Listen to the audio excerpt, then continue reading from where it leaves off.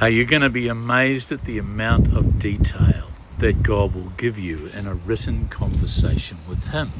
Detail about all the things that you want to know about that you thought you might be being selfish to ask. Because here's the thing, God wants to do life with you. He doesn't want to be your master. This is scriptural. He wants to be your friend. So you are going to find, and you should expect, to hear full sentences and paragraphs from God when you have a written conversation with Him. Does it have to be in writing? Of course not. You can have a conversation with God and out loud, speaking your question to Him and speaking back the answer. You can do it in song, you can do it in dance, you can do it in painting. But thousands and thousands of people that I've taught, my wife and I have taught in churches all over New Zealand, hundreds of places, they've learned to do it in writing, and they've found that doing it in writing is the best way to start. By no means is it the only way, but it's just the best way to start, because it slows, for most people anyway, because it slows the whole thing down and allows you to think through and make sure you're hearing from God. Now, because you're going to get so much detail, then you're honor bound to ask and keep on asking, and that's scriptural. That's Matthew 7:7, until you're convinced and you know in your spirit that this is God and not the enemy who loves to disrupt the conversation. But if you're prepared to stick with this, you're going to hear so much detail from God, and it will change your life. So here's how to do it. You ask God a question that matters to you. So you might ask God, what are you saying about this new year? How can I make this year a year that counts for me and the people I love? Now, you've probably been taught that that's a selfish question to ask, but no, it's not. He's your dad.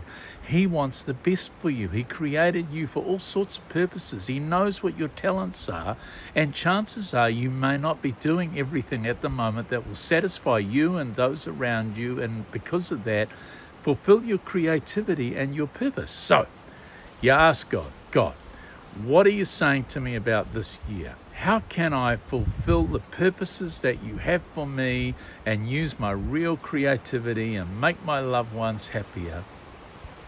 And then you might write a sentence which you know this bit isn't God. You're writing a sentence for God to speak into.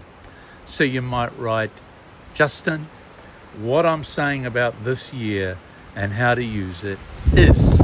And then you begin to write, expecting God to give you the words as you do. You don't wait for them all to come and then write. Imagine this is a seminar and God's the speaker. So you're writing flat out, trying to make sure that you get everything that He's saying to you.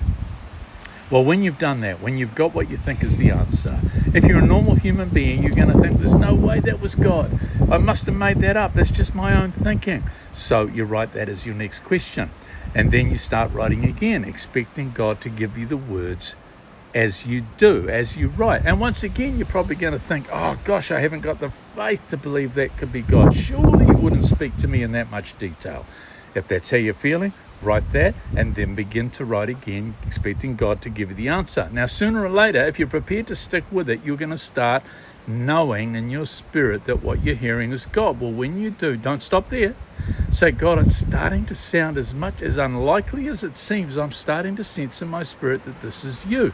Is it really though? How can I know? And then start writing again, over and over again. Matthew 7:7, ask and keep on asking. And then eventually you will begin to know that this is God, and you will have tested the spirits, and it will change your life as a relationship with anyone improves with full conversation, God included.